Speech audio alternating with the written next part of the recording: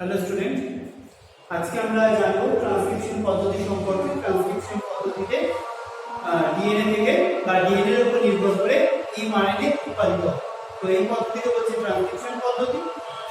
তোমাদের যখন সিলেবাস যখন আলোচনা করেছিলাম সেখানেও ট্রান্সক্রিপশন পদ্ধতি সম্পর্কে আলোচনা করেছিলাম যে ডিএনএ এর উপর নির্ভর করে যখন আরএনএ উৎপাদিত হয়, বিশেষত এমআরএনএ, সেই পদ্ধতিকে বলা হচ্ছে ট্রান্সক্রিপশন পদ্ধতি।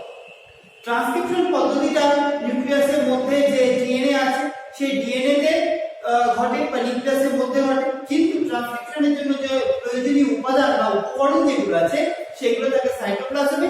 তো সাইটোপ্লাজম থেকে বিভিন্ন উপকরণ বা উপাদানগুলো যেগুলো ট্রান্সক্রিপশনের জন্য প্রয়োজনীয় সেইগুলো নিউক্লিয় পর্দা ভেদ করে নিউক্লিয়াসে অভ্যন্তরে প্রবেশ করে এবং ট্রান্সক্রিপশন পদ্ধতি সম্পন্ন করে। তাহলে ট্রান্সক্রিপশন পদ্ধতি মানেই হচ্ছে যে পদ্ধতিতে ডিএনএ এর উপর নির্ভর করে আরএনএ পলিমারেজ, এটা উৎসেচকের নাম, সেই উৎসেচক এমআরএনএ উৎপাদন করবে।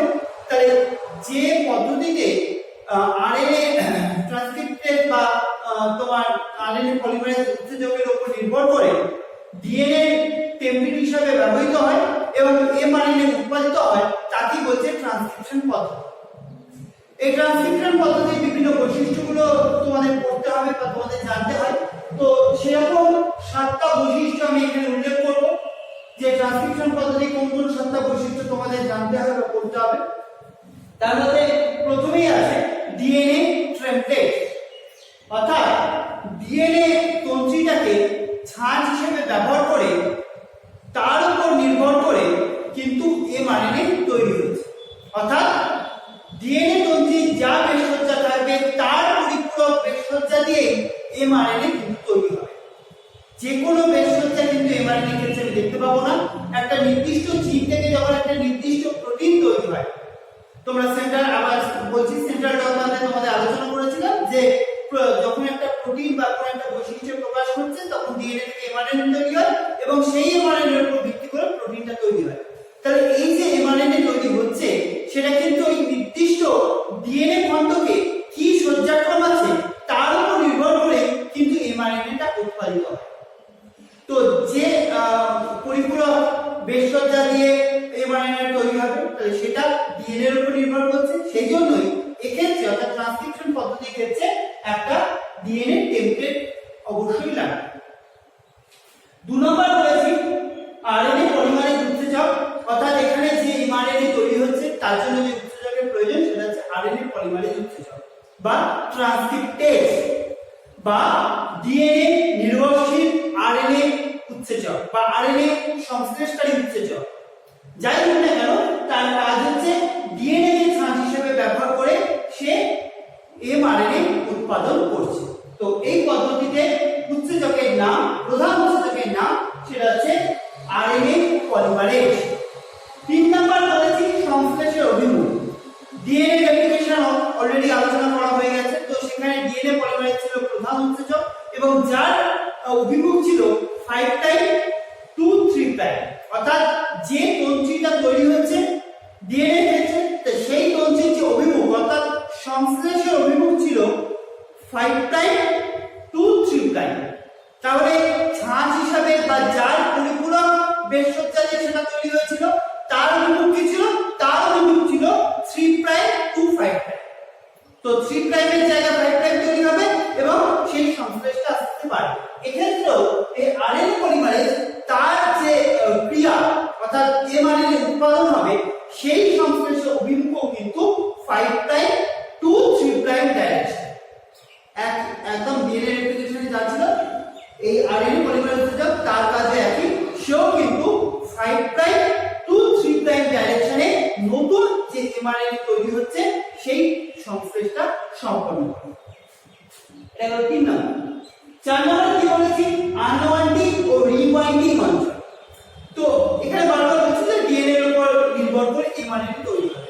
তাহলে ওই যে প্রক্রিয়া অর্থাৎ এমআরএনএ উৎপাদন প্রক্রিয়া যেখানে স্টার্ট হচ্ছে সেই অঞ্চলটাকে বলছে আনওয়াইন্ডিং। কেন আনওয়াইন্ডিং? ডিএনএ কি?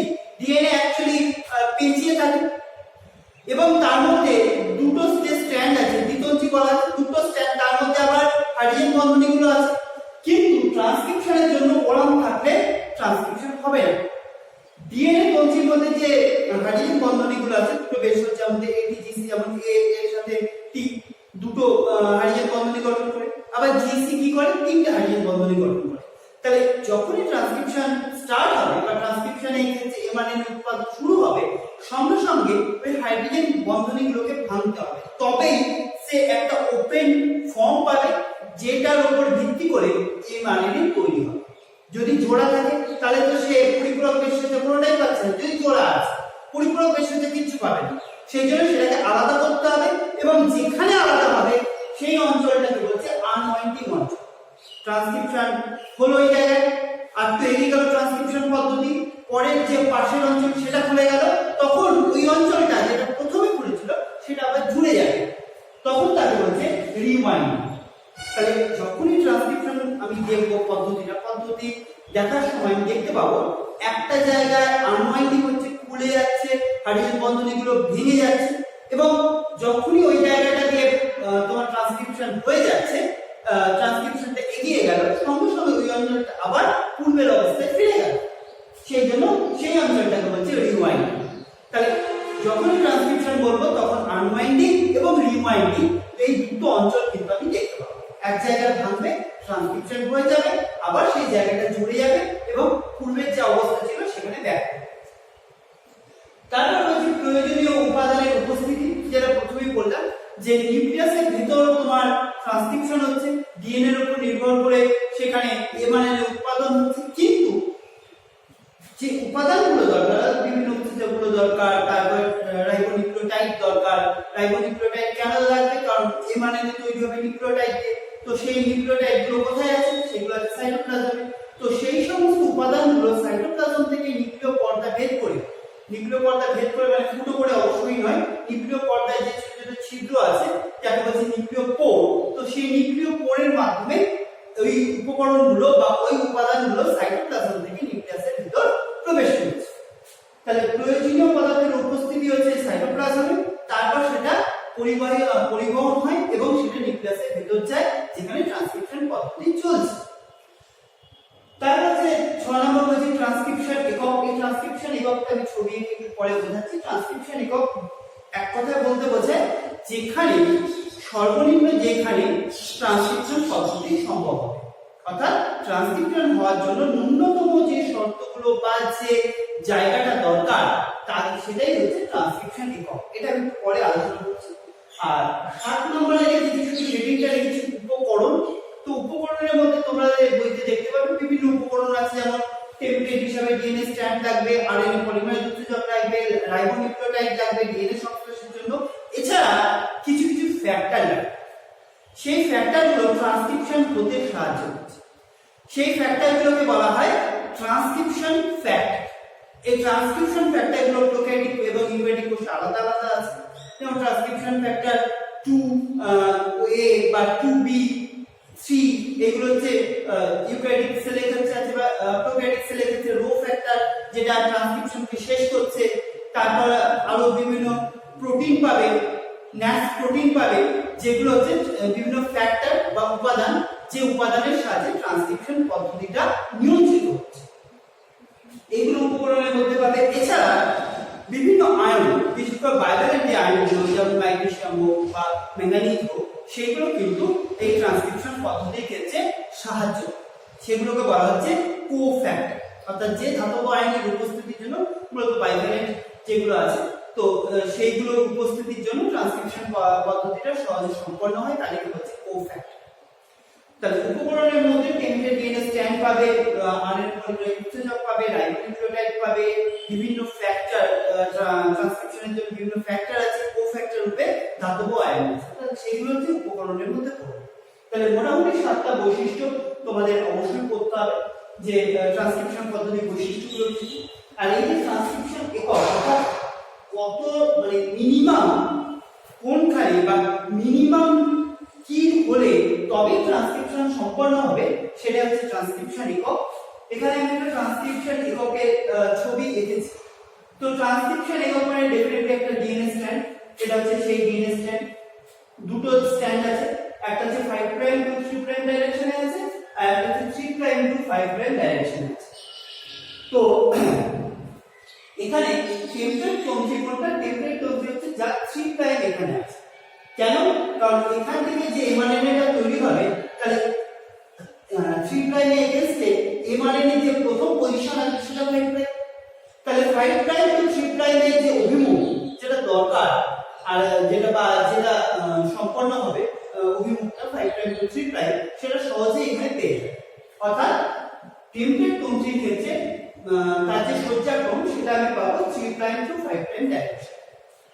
আর আরেকটা যে তন্ত্রী আছে তাকে বলছে নন টেমপ্লেট স্ট্যান্ড। তাকে বলছে নন টেমপ্লেট স্ট্যান্ড। আরো দুটো নাম আমি এখানে বলবো, যেমন টেমপ্লেট যে তন্ত্রী আছে তাকে বলছে ননসেন্স স্ট্যান্ড। ননসেন্স কেন? কারণ এখানে সেন্স বলতে বোঝায় এমআরএনএ উৎপাদন বা এমআরএনএ। তাহলে এমআরএনএ যে পরিপূরক বেশসজ্জা সেটা কোথায় পাবো? এখানে পাবো। সেই জন্য এমআরএনএ হচ্ছে সেন্স স্ট্যান্ড, ঠিক আছে? আর পরিপূরক যে বেশসজ্জা যেখানে পাবো সেটা হচ্ছে ননসেন্স স্ট্যান্ড। তাহলে ননসেন্স স্ট্যান্ড অ্যাকচুয়ালি কিন্তু টেমপ্লেট তন্ত্রী। আবার টেমপ্লেট তন্ত্রীর পরিপূরক তো স্ট্যান্ড কোথায় পাচ্ছি? নন টেমপ্লেট তন্ত্রী। তো এটাকে বলছে সেন্স স্ট্যান্ড। তাহলে টেমপ্লেট তন্ত্রী সেটা হচ্ছে ননসেন্স স্ট্যান্ড। এমআরএনএ তৈরি হচ্ছে, এমআরএনএ যে গঠন যে পরিপূরক বেশসজ্জা সেটা টেমপ্লেট স্ট্যান্ডের উপর। আবার নন টেমপ্লেট স্ট্যান্ডের যে পরিপূরক বেশসজ্জা সেটাও টেমপ্লেটের তন্ত্রী অনুযায়ী হয়েছে। সেই জন্য নন টেমপ্লেট স্ট্যান্ডকে বলা হচ্ছে সেন্স। আর এটাকে বলছে ননসেন্স স্ট্যান্ড। তাহলে যখনই আমি ট্রান্সক্রিপশন একক দেখব তাহলে প্রথমে হচ্ছে ডিএনএ ক্ষেত্রে, তাহলে টেমপ্লেটের মধ্যে একটা টেমপ্লেট তন্ত্রী থাকবে, একটা নন টেমপ্লেট তন্ত্রী থাকবে। টেমপ্লেট তন্ত্রীকে আমি বলবো ননসেন্স স্ট্যান্ড আর নন টেমপ্লেট তন্ত্রীকে বলবো সেন্স। তো এটা ট্রান্সক্রিপশন একক। তো ট্রান্সক্রিপশন এককের ক্ষেত্রে যে ডিএনএ খণ্ডকটা আছে সেই খণ্ডকে দেখো তিনটে জায়গা আমি মেনশন করেছি। একটা হচ্ছে প্রোমোটার অঞ্চল, একটা হচ্ছে সাংগঠনিক জিন অঞ্চল যেখান থেকে অ্যাকচুয়ালি এমআরএনএ উৎপাদন হবে, আর টার্মিনেটর অঞ্চল যেখানে প্রক্রিয়াটা শেষ হবে।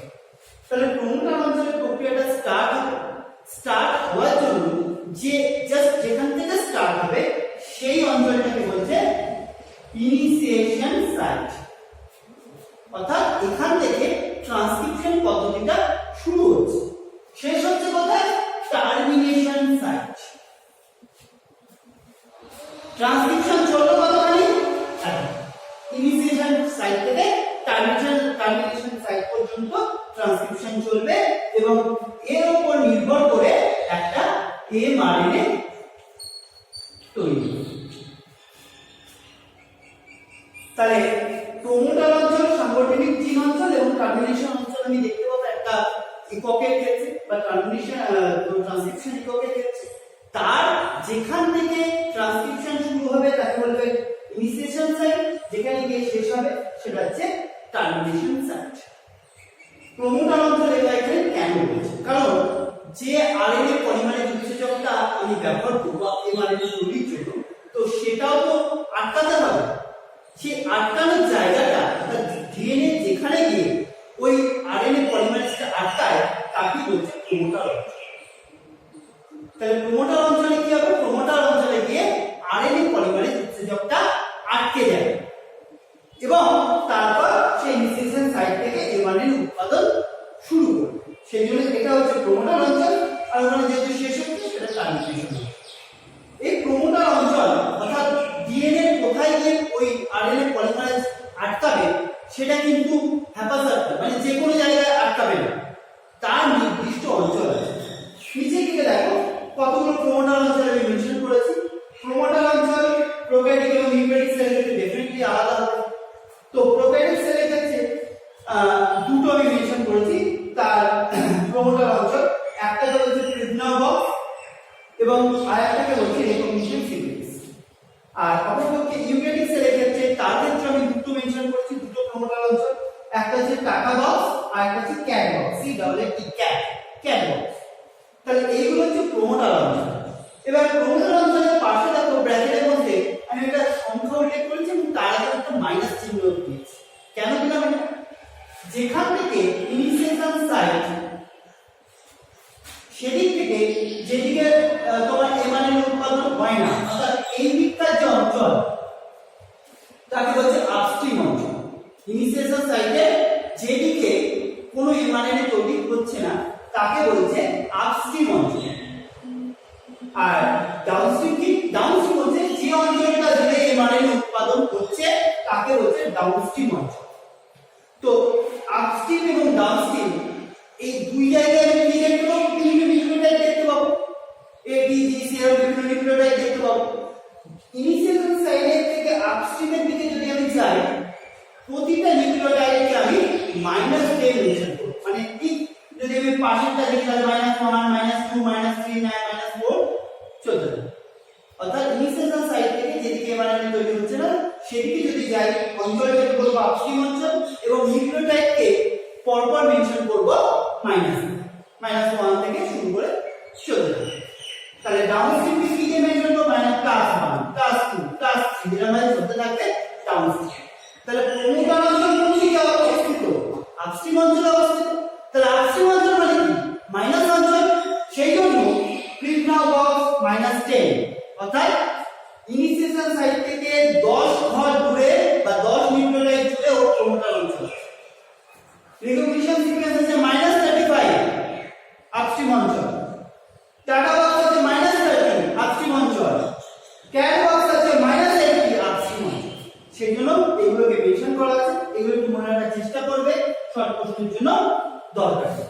আর তো নির্দিষ্ট জায়গা বলছি, তার মানে ডেফিনেটলি সেখানে নির্দিষ্ট একটা বেস সজ্জা থাকে। যেমন তুমি যদি ফ্লিপ নাও বক্স দেখো তাহলে কি দেখতে পাবো? 5 প্রাইম টু 3 প্রাইম ডাইরেকশনে যদি আমি সাজাই TA TA A। আবার যদি আমি রিকগনিশন সিকোয়েন্সকে দেখতে চাই সেখানে দেখব TT GA CA। আবার যদি ক্যাটালগ দেখি তাহলে দেখতে পাবো TA TA triple A, sorry catalogue. আর যদি ক্যাটালগ দেখি তাহলে কি দেখবো? GG CC AA TCT।